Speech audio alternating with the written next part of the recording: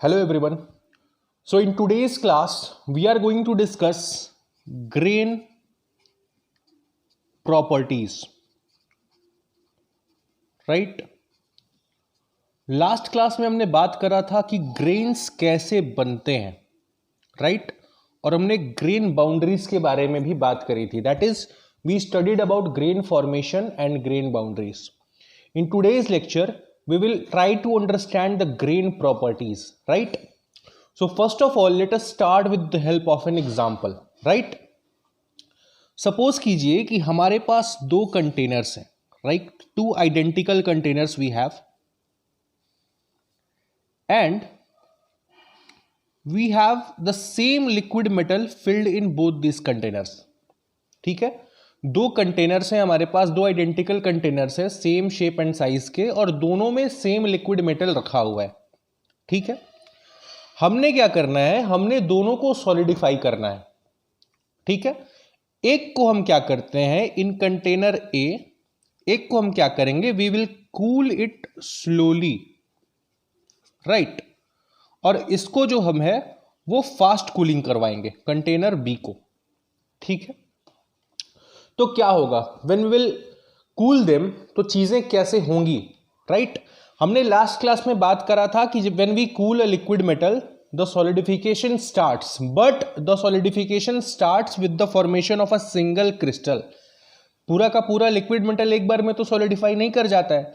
सबसे पहले एक क्रिस्टल बनता है और उसके बाद उस क्रिस्टल का प्रोपगेशन होता है. क्रिस्टल कहां बनता है, जहां पर उसको फेवरेबल कंडीशंस मिलती हैं. ठीक है, तो जब इन दोनों मेटल्स को भी हम जब सॉलिडिफाई करना शुरू करेंगे तो यहां पर भी क्या होगा, क्रिस्टल फॉर्मेशन होगा. दोनों में क्रिस्टल फॉर्मेशन होगा, बट क्या दोनों में सेम क्रिस्टल फॉर्मेशन का प्रोसेस होगा या फिर कुछ डिफरेंट भी होगा? पॉइंट ये है यहां पर. सपोज कीजिए कि जिसको आप स्लोली कूल कर रहे हैं वहां पर क्रिस्टल बनना स्टार्ट हो गया. एक क्रिस्टल यहां बना, दूसरा क्रिस्टल यहां बना, और तीसरा क्रिस्टल यहां बना, राइट? सेकेंड वाले में भी क्रिस्टल्स बनेंगे, बट क्या यहां पर भी इसी तरीके से 1 2 3 क्रिस्टल बनेंगे या फिर कुछ डिफरेंट होगा? यहां पर भी क्रिस्टल्स बनेंगे, but here there will be a number of crystals. बहुत सारे क्रिस्टल्स बनेंगे. क्यों होगा ऐसा? यहां पर बहुत सारे क्रिस्टल्स क्यों बनेंगे? इसलिए बनेंगे क्योंकि लास्ट क्लास में भी हमने देखा था कि क्रिस्टल्स वहां बनते हैं जहां पर उनको फेवरेबल कंडीशंस मिल जाती हैं. जब आप स्लो कूलिंग करते हैं तो फेवरेबल कंडीशंस मिलने के चांसेस बहुत कम होते हैं. बट जब आप फास्ट कूलिंग करते हैं, आप एक्सटर्नल कूलिंग करते हैं, तब आप फेवरेबल कंडीशंस खुद बना करके देते हैं. तो यहां पर चांसेस ऑफ क्रिस्टल फॉर्मेशन बहुत ज्यादा हैं. न्यूक्लिएशन साइट्स जो हैं, न्यूक्लिएशन साइट्स यहां पर कम होंगी क्योंकि यहां पर फेवरेबल कंडीशंस हैं वो कम है. लेकिन इस केस में there will be a number of nucleation sites जहां पर क्रिस्टल फॉर्मेशन स्टार्ट होगा. क्यों? क्योंकि आप खुद से फेवरेबल कंडीशंस बना करके प्रोवाइड कर रहे हैं, राइट? तो इससे क्या होगा, इससे क्या चेंजेस होंगी? इससे ये चेंजेस होंगी कि number of grains in this case will be much higher than the number of grains in this case. क्यों? क्योंकि यहां पर सपोज कीजिए जो क्रिस्टल्स बनने स्टार्ट हुए वो क्रिस्टल्स प्रोपोगेट करे, राइट? और फाइनली ये आपका ग्रेन बन गया. आपके पास 3 ग्रेन्स हैं. इस वाले ग्रेन में जितने भी क्रिस्टल्स हैं वो इस पर्टिकुलर डायरेक्शन में अलाइंड है. इस वाले ग्रेन में जो सारे क्रिस्टल्स हैं वो इस पर्टिकुलर डायरेक्शन में अलाइंड है, राइट? और इस वाले ग्रेन में जो सारे क्रिस्टल्स हैं वो इस पर्टिकुलर डायरेक्शन में अलाइंड है. तो यहां पर आपको 3 ग्रेन्स मिली. बट यहां पर कितने सारे, बहुत सारे न्यूक्लिएशन पॉइंट्स थे. यहां पर भी था, यहां पर भी था, बहुत सारे n number of nucleation points थे. तो हर एक न्यूक्लिएशन पॉइंट पे क्या होगा, सेकंड स्टेप क्या होता था? सबसे पहले न्यूक्लिएशन पॉइंट पे क्रिस्टल बनता था, क्रिस्टल बन गया. सेकंड प्रोसेस क्या होता था? सेकंड प्रोसेस होता था प्रोपगेशन का. हर एक न्यूक्लिएशन पॉइंट पे क्या होगा, क्रिस्टल्स प्रोपगेट करेंगे, राइट? इस न्यूक्लिएशन पॉइंट पे क्रिस्टल प्रोपगेट करेगा, इस वाले न्यूक्लिएशन पॉइंट पे भी एक क्रिस्टल यहां पर भी क्रिस्टल प्रोपगेट करेंगे, यहां पर भी क्रिस्टल प्रोपगेट करेंगे. हर एक बहुत छोटे छोटे न्यूक्लिएशन पॉइंट्स होंगे और हर जगह क्या होगा, क्रिस्टल्स प्रोपगेट करते जाएंगे और we will get n number of grains here, right? जितने ज़्यादा न्यूक्लिएशन साइट्स होंगे, जितने ज़्यादा क्रिस्टल फॉर्मेशन के पॉइंट्स होंगे, वहाँ पर आपको उतने ज़्यादा ग्रेन्स मिलेंगे। यहाँ पर एक ग्रेन का सपोज करो न्यूक्लिएशन साइट था, यहाँ पर एक न्यूक्लिएशन साइट था, यहाँ पर एक न्यूक्लिएशन साइट था, यहाँ पर न्यूक्लिएशन साइट्स था। तो जहाँ जहाँ पर न्यूक्लिएशन साइट्स थे वहाँ पर क्या हुआ, वहाँ पर फिर क्रिस्टल्स प्रोपगेट करे, ठीक है। प्रोपगेट करके जब दोनों का डायरेक्शन आपस में क्लैश हुआ तो वहां पर क्या बन गई, वहां पर ग्रेन बाउंड्रीज बन गई। ये सारी चीजें हमने लास्ट क्लास में भी डिस्कस करा था, राइट। सपोज कीजिए कि ये वाला जो ग्रेन है इसमें सारे के सारे क्रिस्टल्स इस डायरेक्शन में अलाइंड है, ये वाला जो ग्रेन है इसमें सारे के सारे क्रिस्टल्स इस डायरेक्शन में अलाइंड है, ये वाला जो ग्रेन है इसमें सारे के सारे क्रिस्टल्स इस डायरेक्शन में अलाइंड है, राइट। तो हर एक ग्रेन में अलग अलग डायरेक्शंस में क्रिस्टल्स अलाइंड हो रहे थे, और जहां पर दो डायरेक्शंस मिल गए वहां पर ग्रेन बाउंड्रीज का फॉर्मेशन हो गया। तो एक चीज तो क्लियर है कि जहां पर हम स्लो कूलिंग कर रहे थे वहां पर नंबर ऑफ ग्रेन्स हमको कम मिली थी और ग्रेन साइज ज्यादा था। देखो यहां पर ग्रेन साइज कितनी बड़ी बड़ी है, बट दूसरे केस में सेम एरिया में नंबर ऑफ ग्रेन्स बहुत ज्यादा हैं, जिसके चलते कि ग्रेन का जो साइज है वो बहुत छोटा है, प्लस ग्रेन बाउंड्रीज बहुत ज्यादा है, ठीक है। अब इससे क्या फर्क पड़ेगा, क्या इससे कोई फर्क पड़ने वाला है या फिर सारी चीजें सेम होंगी, ठीक है। इसको भी एक एग्जांपल से समझते हैं। सपोज करो फॉर 1 मिनट कि एक पाथ है, this is one path, right. You started by cycling your cycle from here. आपने यहां से अपना साइकिल चलाना शुरू किया और आपको दूसरे एंड पे पहुंचना है, राइट। आप क्या करोगे, इस ग्रीन बाउंड्री को समझ लो कि एक पाथ है, आप यहां से चलना शुरू करोगे, यहां पर एक टर्निंग आया, टर्न आपने लिया और यहां पर आप फिर फाइनली पहुंच गए, ठीक है। आपको यहां से यहां पहुंचने में कितना टर्न लेना पड़ा, एक छोटा सा आपको टर्न यहां से जाकर के अपने साइकिल को मुड़ाना पड़ा और आप यहां पर फाइनली पहुंच गए। दूसरे केस में आपने यहां से साइकिल चलाना शुरू किया, आप थोड़ा सा आगे बढ़े थे, आपको एक टर्न लेना पड़ गया, आप यहां पर आ गए। जैसे ही आप यहां पे आए आपको फिर एक छोटा सा टर्न लेना पड़ गया, आप फिर यहां पे आ गए। यहां पर आप आए, आपको फिर एक छोटा सा टर्न लेना पड़ गया, आप यहां पर आ गए। यानी कि यहां से लेकर के एक एंड से दूसरे एंड तक आने के लिए आपको बहुत ज्यादा टर्न लेने की जरूरत पड़ी कि नहीं पड़ी। यानी कि अगर आप साइकिलिंग अगर आप कर रहे हैं तो यहां पर आपको एक एंड से दूसरे एंड पे जाने के लिए जो रेजिस्टेंस था वो रेजिस्टेंस ऑलमोस्ट ना के बराबर था, यहां पर बहुत कम रेजिस्टेंस था। लेकिन इस वाले केस में एक एंड से दूसरे एंड तक जाने के लिए you had to face a lot of resistance. आपको हर एक दूसरे कदम पर एक दूसरा मोड़ मिल जा रहा था जहां पर आपको बाइसाइकिल को टर्न लेना पड़ रहा था। That is why in this case you had to face a lot of resistance. अब इससे क्या फर्क पड़ेगा सर, आप कहना क्या चाहते हैं? हम ये कहना चाहते हैं कि सपोज कीजिए कि आप इस मेटल को, आप इन दोनों मेटल्स को डिफॉर्म करना चाहते हैं। डिफॉर्मेशन क्या होता है, व्हाट इज डिफॉर्मेशन? अगर एक लेमैन के लैंग्वेज में समझें, what is deformation? Deformation is simply the movement of material under the application of load, ठीक है। मोटा मोटी यही होता है डिफॉर्मेशन। अब इमेजिन करो कि आपने दोनों मेटल्स को, ये जो मेटल सॉलिडिफाई हुआ था स्लो कूलिंग करके और ये जो मेटल सॉलिडिफाई हुआ था फास्ट कूलिंग करके, आपको दोनों को डिफॉर्म करवाना है, राइट। आपने लोड लगा दिया, आपने यहां पर लोड अप्लाई किया, आपने यहां पर भी लोड अप्लाई किया, दोनों पे आपने सेम लोड अप्लाई करा है, राइट। इमेजिन कीजिए कि यहां पर जब आपने लोड अप्लाई किया, इस लोड को इस वाले ग्रेन तक पहुंचने में क्या रेजिस्टेंस झेलना पड़ेगा? आई रिपीट, ये जो लोड आपने अप्लाई करा, इस वाले लोड को, इसका पर्पस क्या है? इसका पर्पस है जितने इस पूरे के पूरे मटेरियल को डिफॉर्म करना। तो इस मटेरियल को डिफॉर्म करने के लिए इसको सारे के सारे ग्रेन्स को डिफॉर्म करना होगा। तो इस लोड को अगर इस ग्रेन को डिफॉर्म करना है तो will it face any difficulty in reaching from this point to this point? बिल्कुल नहीं। There is a straight path, यहां से यहां वो आराम से पहुंच सकता है लोड, अगर उसे इस ग्रेन को डिफॉर्म करना है तो। Why? Because the resistance to deformation here is very less. इस केस में आपने यहां पर लोड तो अप्लाई कर दिया और सपोज करो इस लोड को इस वाले ग्रेन को डिफॉर्म करना है, तो to reach from here to here it will have to face a lot of resistance, यहां से यहां तक पहुंचने में ये जो लोड है वो कितने सारे ग्रेन बाउंड्रीज से होकर के क्रॉस करेगा, आप ये इमेजिन करो। और हर एक ग्रेन बाउंड्री पे क्या होगा, उसका बाइफर्केशन हो जाएगा, it will distribute at each and every grain boundary. तो सेम लोड तो आपने अप्लाई करा था, बस इस लोड को इस पर्टिकुलर ग्रेन तक पहुंचने के लिए कितनी ज्यादा रेजिस्टेंस झेलनी पड़ रही है, आप ये देखो।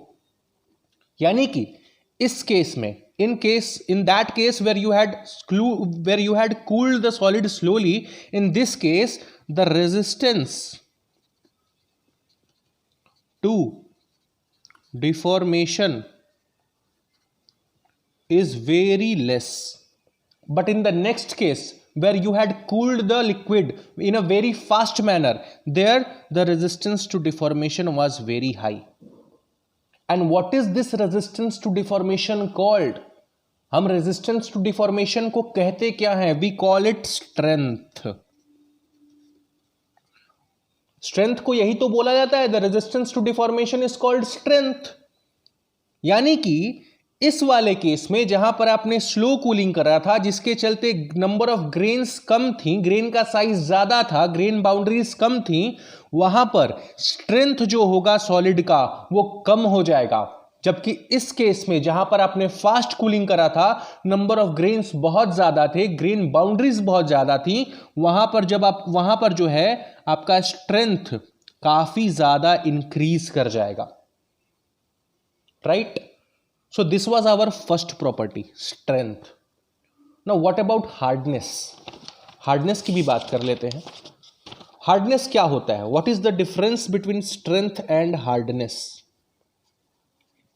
We know that strength is the resistance to deformation in the bulk of a material. कोई भी मटेरियल है, उसके बल्क में जो रेजिस्टेंस टू डिफॉर्मेशन होता है उसको हम स्ट्रेंथ बोलते हैं। But the resistance to deformation on the surface is called hardness. अगर ये एक मटेरियल है तो इसके सरफेस पे जो रेजिस्टेंस टू डिफॉर्मेशन होगा उसको हम हार्डनेस बोलते हैं। अब जरा आप मुझे बताइए, यहां पर resistance to deformation in the bulk क्यों था? क्योंकि यहां पर ग्रेन्स ज्यादा थी। यहां पर ग्रेन्स कम था तो यहां पर resistance to deformation in the bulk भी कम था। यहां पर ग्रेन्स ज्यादा थी तो यहां पर resistance to deformation in the bulk भी ज्यादा था। तो अगर ग्रेन्स बल्क में ज्यादा हैं तो सरफेस पे भी तो ज्यादा होंगी। अगर रेजिस्टेंस टू डिफॉर्मेशन बल्क में ज्यादा है तो सरफेस पे भी तो ज्यादा होगा। नंबर ऑफ ग्रेन सरफेस पे भी ज्यादा होंगी, ग्रेन बाउंड्रीज भी सरफेस पे ज्यादा होगा। यानी कि if the resistance to deformation in this case at the surface is more, it means again hardness, this was the fast case and this was the slow cooling case, right? Here hardness will be high, here hardness will be low, right? I hope कि चीजें आपको समझ में आ रही होंगी। Now let us talk about the next property, which is ductility. Sir, from our discussion in strength of materials, we know that strength and ductility are inversely proportional. Sir, जहां पर strength बढ़ जाता है वहां डक्टिलिटी अपने आप घट जाती है। यानी कि इस वाले केस में जहां पर जब हमने स्लो कूलिंग करा था वहां पर स्ट्रेंथ क्या था? ज्यादा नहीं था, स्ट्रेंथ कम था। तो यहां पर डक्टिलिटी जो होगी मटेरियल की वो बढ़ जाएगी। But in the case where we had cooled the liquid in a fast way, their strength was high, so ductility will be very less. And again, if the ductility is high here, so its brittleness will be less. And here the ductility was less, so brittleness will be more. अब ये ductility क्या है, brittleness क्या है, ये सारी चीजें बहुत बेसिक है, हम स्कूल के दिनों से पढ़ते आ रहे हैं। So I am not going to explain those things, right? जो हमारा जो मेजर डिस्कशन था वो ये था कि ग्रेन प्रॉपर्टीज क्या होती हैं, कैसे डिफाइन होती हैं। So it all depends upon the number of grains and the grain boundaries. When we cool the liquid metal in a slow way, I am revising it again, I am summarising again the lecture for you. When we cool the liquid metal in a slow way, there the number of grains are less, why? क्योंकि number of nucleation points, number of crystal formation जो होता है start में जहां पर nucleation होता है वही कम होती हैं। क्यों कम होता है? क्योंकि फेवरेबल कंडीशंस उसको मिलने के चांसेस कम होते हैं। जबकि सेकंड केस में जब हम लिक्विड को फास्ट कूलिंग करवा रहे होते हैं वहां पर हम उसको बना बनाया फेवरेबल कंडीशन देते हैं तो वहां पर न्यूक्लिएशन साइट्स बढ़ जाती हैं, वहां पर क्रिस्टल्स बढ़ जाते हैं। फिर नेक्स्ट स्टेप क्या होता है? नेक्स्ट स्टेप होता है प्रोपगेशन का, जहां पर न्यूक्लियस बन गया, उसके बाद वो क्या करेगा? वहां पर अगल बगल क्रिस्टल्स प्रोपगेट करेंगे। इस केस में क्रिस्टल्स प्रोपगेट करे जहां पर दो डिफरेंट डायरेक्शंस के क्रिस्टल का क्लैश हुआ, वहां पर क्या बन गया? ग्रेन बाउंड्री बन गया। तो अगर नंबर ऑफ ग्रेन्स कम थे तो ग्रेन बाउंड्रीज भी कम होंगी। सेकेंड वाले केस में भी अलग अलग डायरेक्शन के क्रिस्टल्स का जहां पर क्लैश हुआ वहां पर ग्रेन बाउंड्रीज बन गई। But here number of grains क्योंकि ज्यादा थे सेम एरिया में तो the grain boundaries will also be more here. अब ग्रेन और ग्रेन बाउंड्रीज का डिफरेंस प्रॉपर्टीज को कैसे अफेक्ट करता है? we saw that with the help of our example of a cycle, right? अगर आपको इस एंड से इस एंड पे पहुंचना है you can easily reach from this end to this end. Why? क्योंकि resistance to your path is very much less.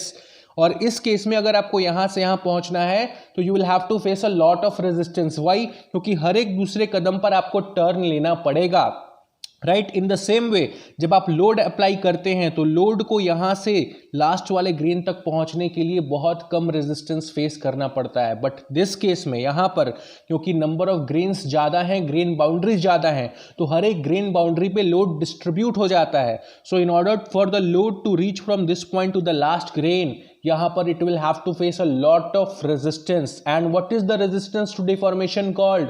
The resistance to deformation is called strength and the resistance to deformation on the surface is called hardness. तो अगर bulk में resistance to deformation ज्यादा है इस case में तो surface पे भी ज्यादा होगी, इसलिए यहां पर हार्डनेस भी इंक्रीज कर जाएगा। उसके बाद हमने डक्टिलिटी और ब्रिटलनेस पे भी बात करा था। So this was all about the grain properties. इसके आगे जो भी डिस्कशन होगा वहां पर ये सारी चीजें समझने के बाद आपको बहुत आसान हो जाएगा चीजों को समझना। तो आई होप कि आपको सारी चीजें समझ में आई होंगी। Now we will meet in the next lecture with a new topic. Thank you for watching this video.